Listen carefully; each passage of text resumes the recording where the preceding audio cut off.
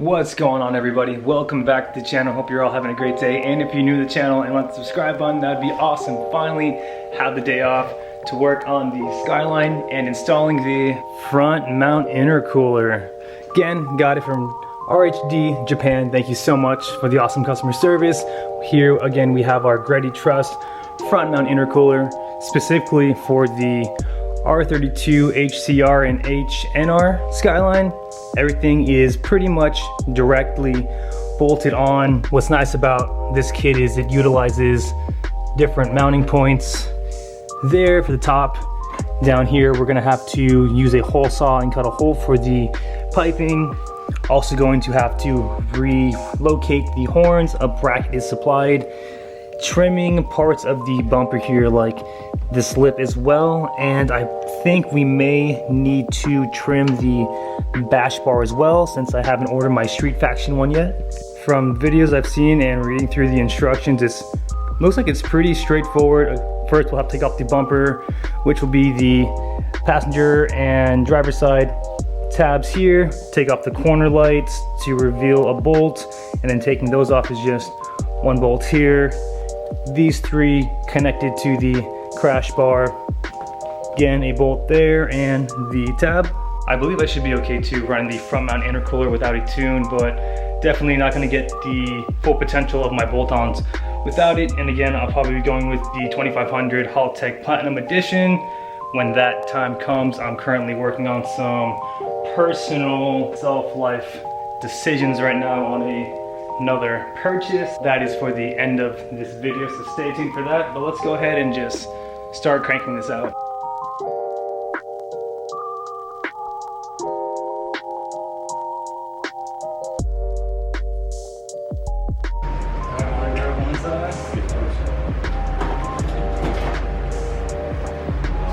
Boom! All right, Warren and I got the bumper on. Thank you, brother. Bumper on, bumper off. Here's this Japanese 30-year-old steel, probably weighs like a ton. To get this off, you got two bolts on each side. I'm assuming there'd be 16 or 17. They're pretty rusted, but we'll PB blast them. 14, and then here is the stock. I don't even know if you want to call it a front mount intercooler, but stock intercooler.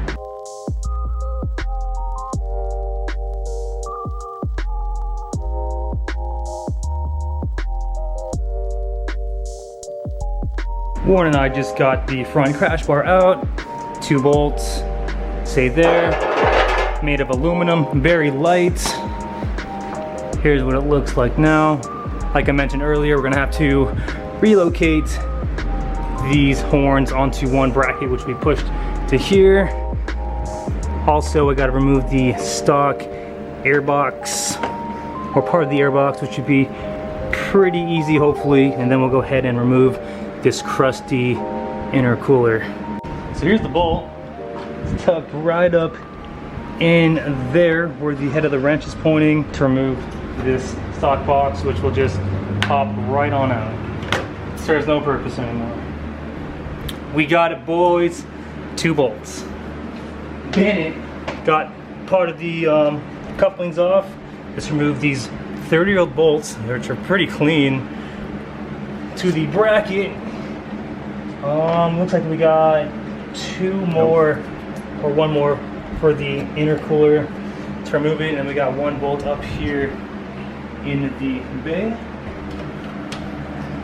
Oh, that was easy. Maybe we'll find some like ancient insects in here. Ancient? Ancient insects. Wouldn't it be Japanese bugs? Not insects? Ancients? Wow, what's going on here? No, what's going on in there? Hold on, everybody. Bolts right here. Big old pipes right here. Oh, I forgot we can take out stuff in the bay. Oh, that was supposed to happen. It's okay though, because it just slid right in here.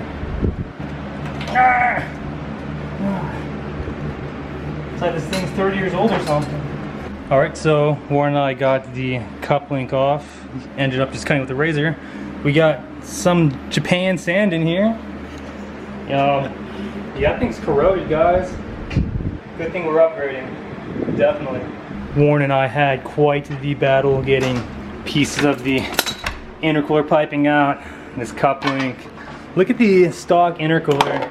It's all bent. I like the engineering behind it though. Fits perfectly in that little spot. And this is a pain in the ass to get out. Bracket here. So I highly recommend just taking all the intercooler piping off first. That'll aid to your victory. This bracket, these two brackets prevent this piping to come off, which was in front of the intercooler. They're just bolted on the back side here, which was kind of a challenge. Just go ahead and remove some of the fender liner. But we're pretty much ready to go. I was inspecting how tack welded this was. It was still pretty sturdy. So I'm just gonna go ahead and clean up a little bit in here. We're going to mount the core first, relocate the horns, goes right here.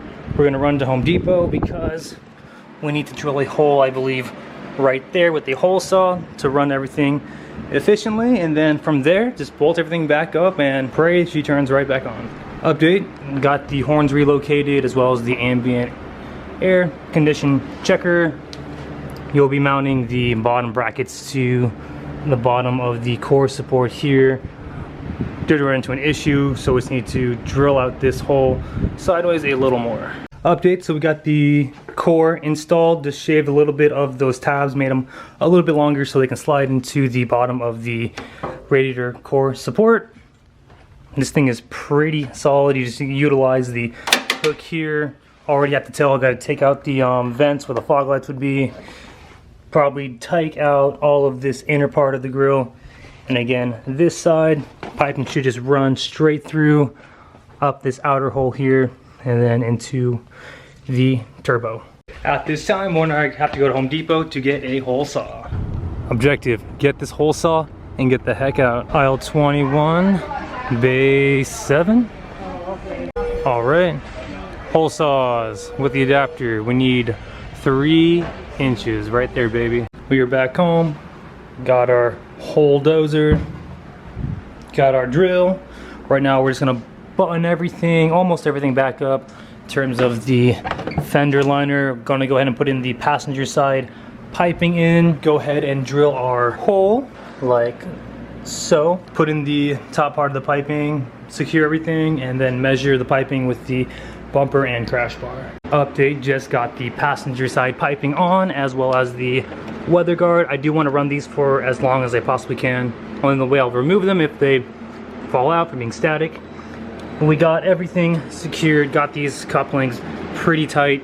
You do utilize this, it's not really plastic, this rubber pipe here. In the future I'll have this all made to like one aluminum piece, or then again I do plan on going turbo top mount in the future-ish. Now all left to do is put on the top pipe and drill our hole for the secondary pipe we got over here.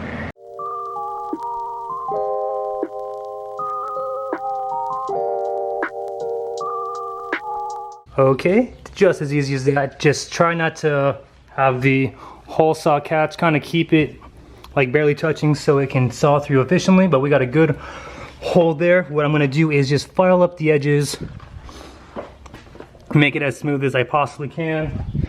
Go ahead and take some fuel line hose, cut, measure, and then cut what you need, and then cut it in half, and then wrap that around ye ol' hole so you don't shave off or chisel through your aluminum intercooler piping. All right, we are done with the install. Double checked all of the brackets, making sure they're all secured. As you can see there's where I put the hose. It's a nice snug fit to hold this in place as well. Pops out underneath the battery tray. Got our coupler here, all secured. Got our bracket as well, nice and secure. Just made this super tight and made this semi-tight, and then utilize this top coupler here. Everything looks pretty good. We're gonna start it, put the idle, and hopefully it does not leak.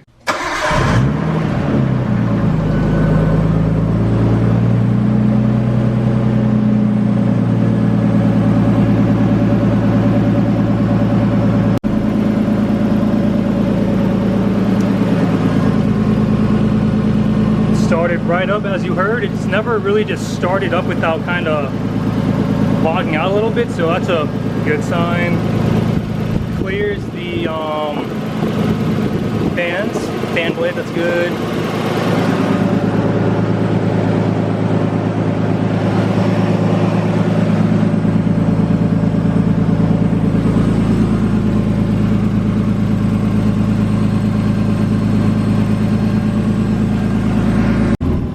Alright, it's been idling for a good 10 minutes.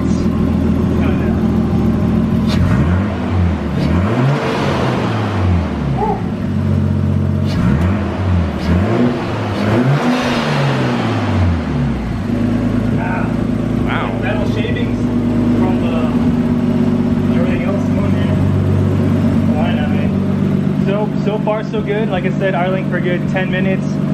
Idle's not fluctuating, it's staying constant. And overall sounds good. So good news, the OEM crash bar fits right up. I don't think I'm going to modify it at all, even though about like half of it's exposed, but it honestly shouldn't make more of any of a difference since air channels upwards. But if I get really bored, I'll just cut like a section of this out, or I'm honestly just gonna leave it whole until I order my street faction bar. But I mean, clearance is close, but since this is a vehicle specific intercooler, everything bolts right up. But we are going to have to, like I mentioned earlier, trim the fog light part of the bumper, the grill part. So Warren and I just test fitted the front bumper. Definitely these fog light guards are touching the intercooler piping. The bottom of the grill here, whatever you want to call it, is touching the core. Again, also this is all touching the intercooler piping. So we're just going to go ahead and pretty much just cut from there off. We'll cut inch by inch on this part, and again also just cut all of that out.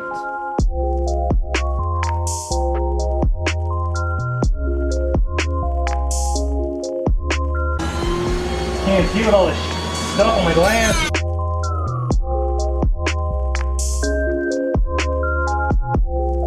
Ow! Fucking hot stuff on me! What a child.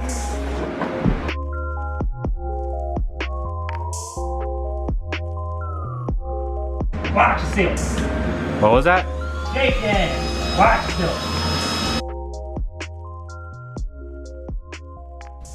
Alright, so we got the fog light parts pretty much taken out, tested the bumper, and now we do need to remove this middle portion here and probably half of the grill here. So wish us luck.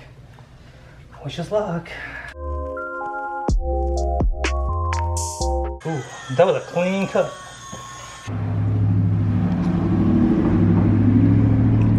Final update on the Skyline. Warren and I took a lot of the inside of the bumper off.